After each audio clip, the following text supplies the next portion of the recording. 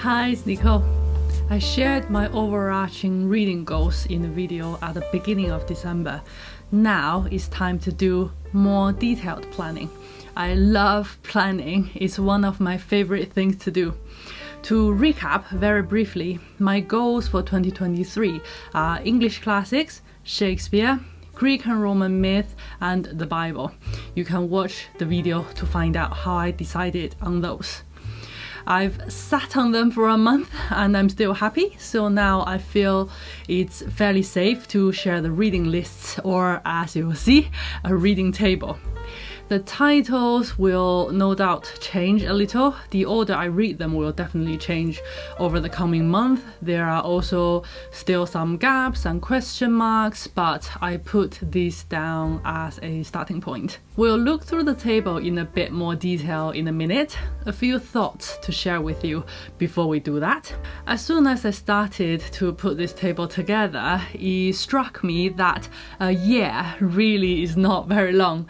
If I read one title for each goal every month, I can only read 12 titles under each category. For example, if I read one Victorian novel under the English classics category each month, I can only read 12 Victorian novels in a whole year. It might sound a lot, but knowing how many Victorian novels are out there, it's enough to make me despair a little. Plus, there is more ground to cover than just the Victorians under the English classics category, so I might not even get to read 12. I'm keeping July and October free-ish, just in case I want to take part in Jane Austen July and Victober. A few titles I didn't put in the table because I imagine I'll be reading them on and off all year. For example, The Life of Samuel Johnson, the biography, and Virginia Woolf's diaries and letters. I'll read How to Read Poetry Like a Professor at the beginning of the year and hopefully spend the rest of the year practicing reading poetry. I have in mind Shakespeare's sonnets, Sappho, Edward Lear, and Emily Dickinson.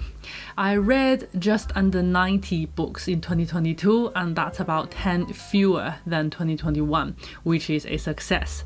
I'd like to continue reading fewer and slower in 2023, so I have time to think about them and talk about them meaningfully.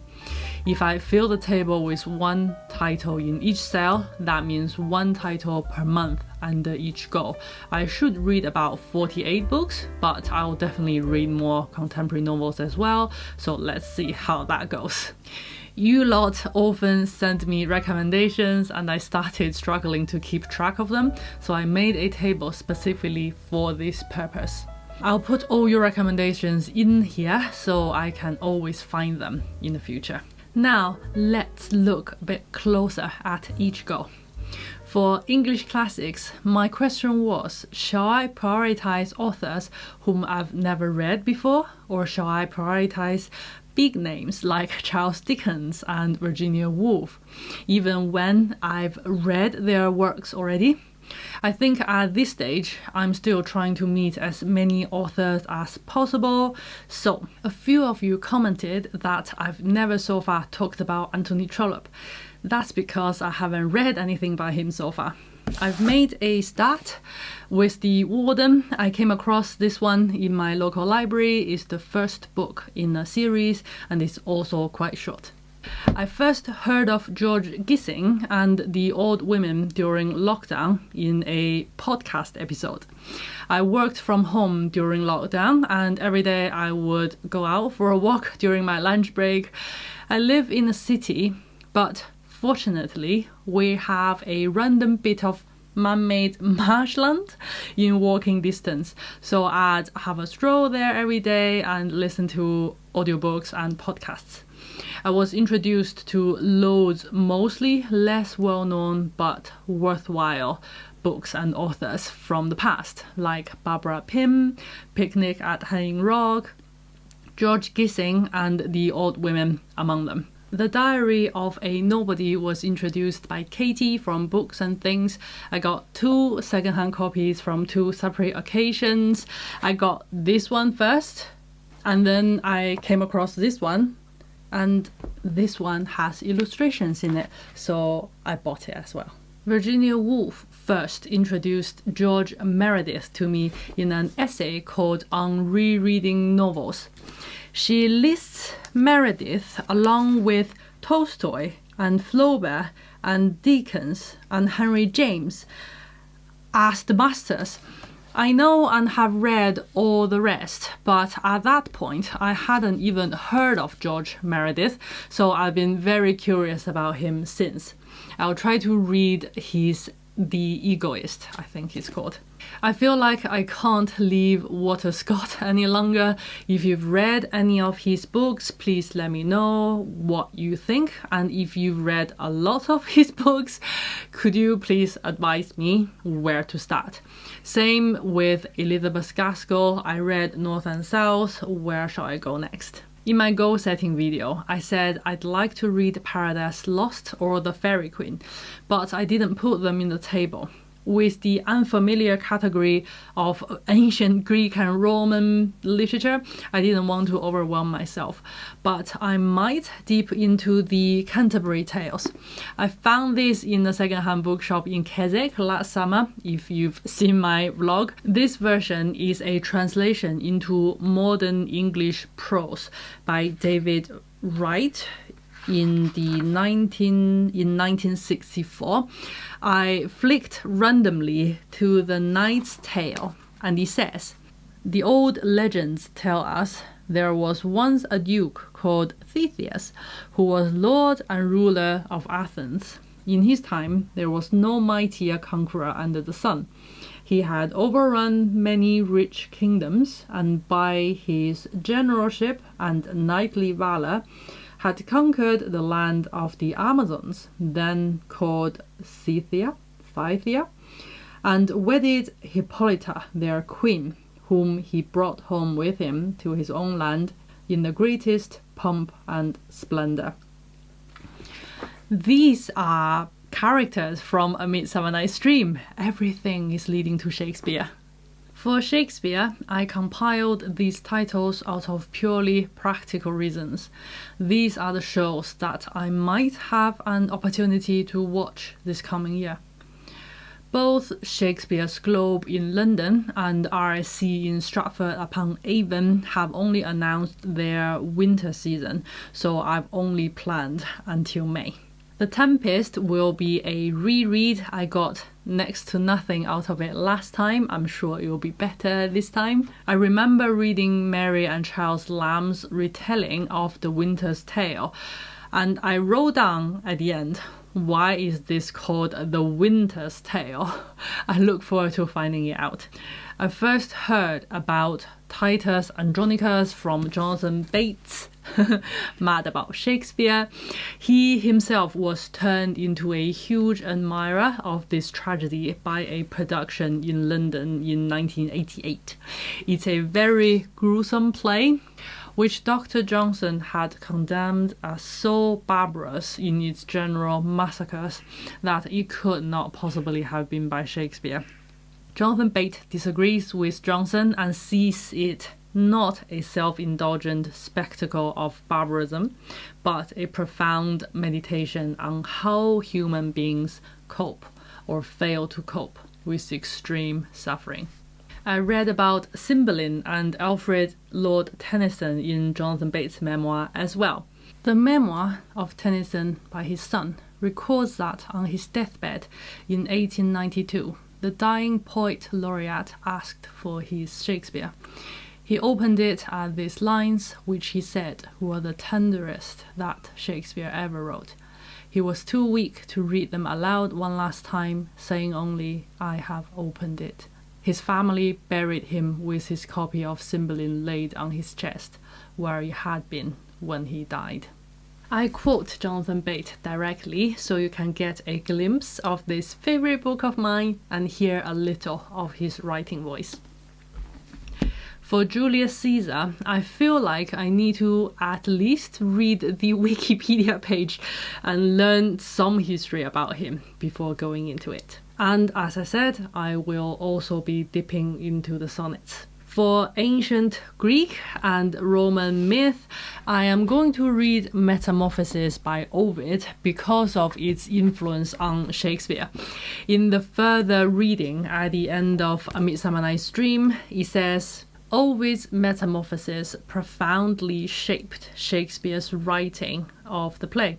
For Bate, this is Jonathan Bate, A Midsummer Night's Dream is Shakespeare's metamorphic comedy, Titus Andronicus being his metamorphic tragedy and The Tempest his metamorphic romance.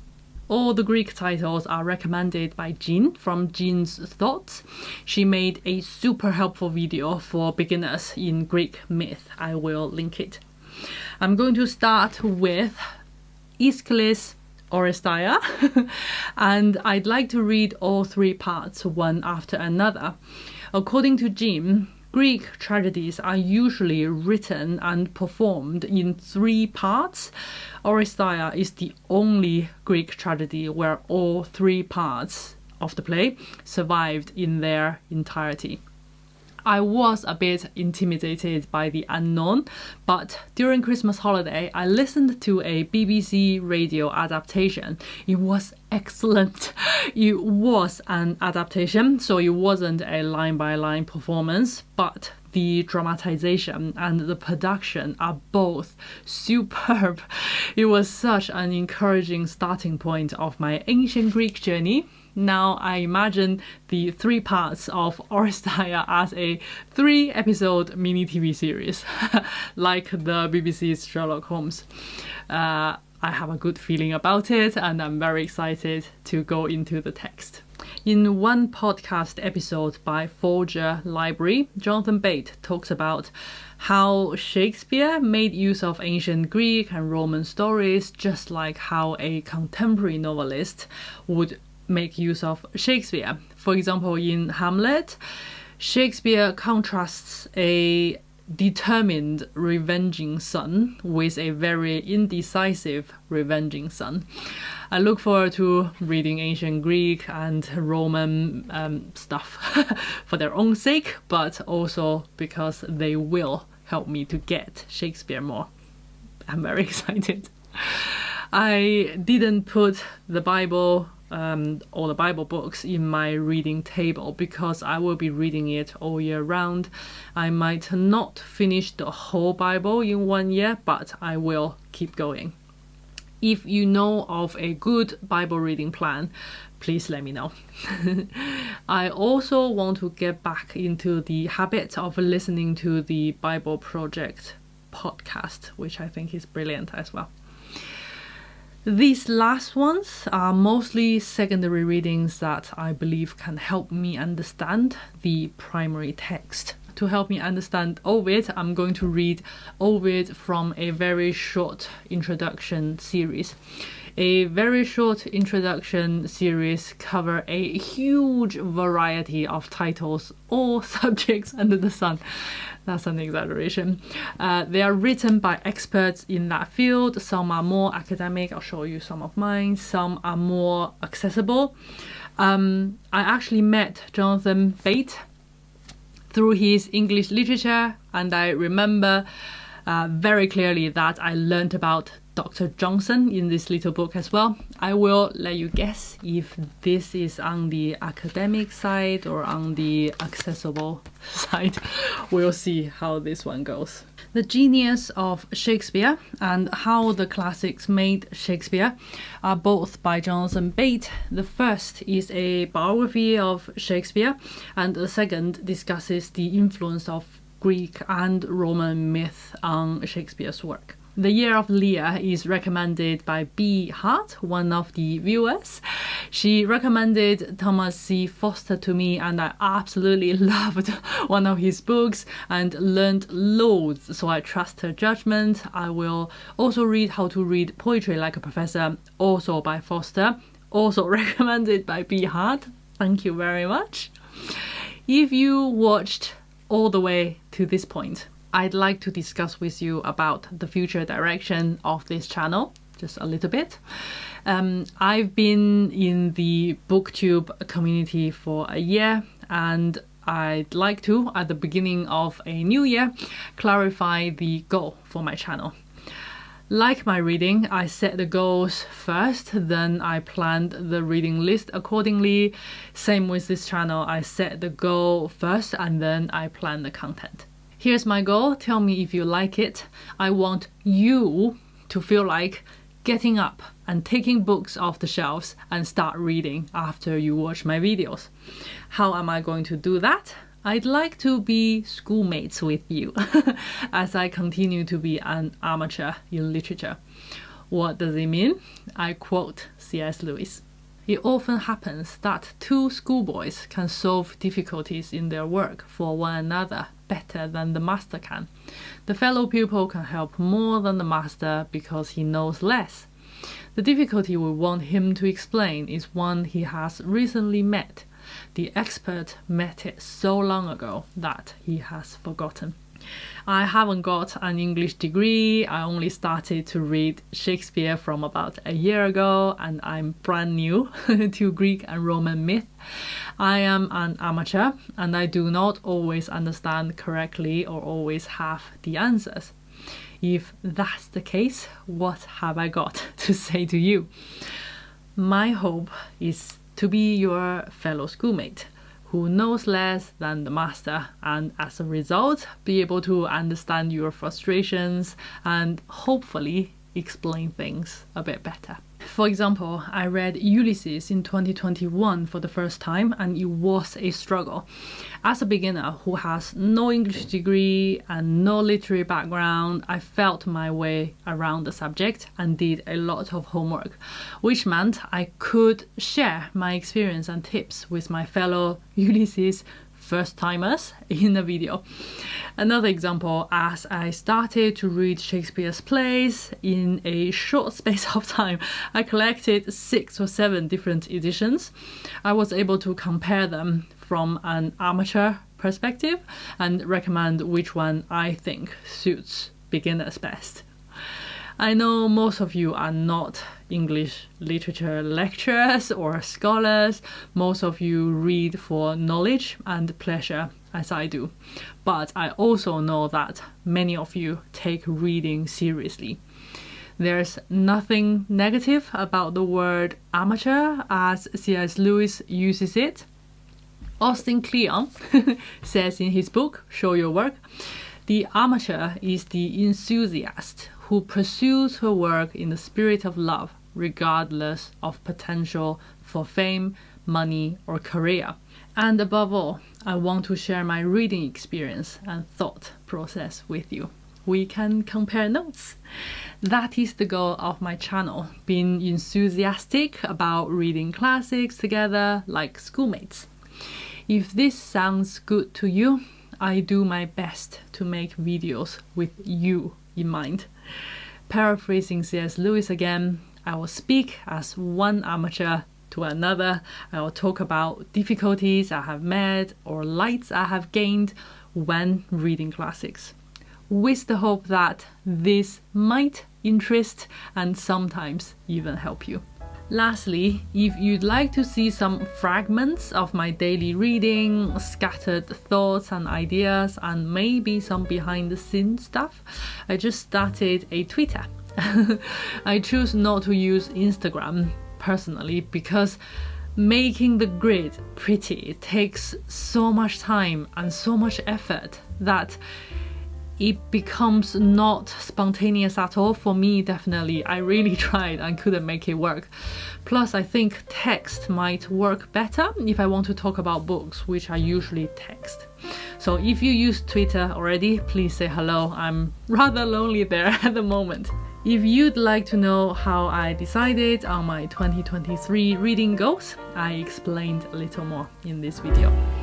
Happy New Year, everyone! That's all for today. Thank you for watching. I will see you in my next one.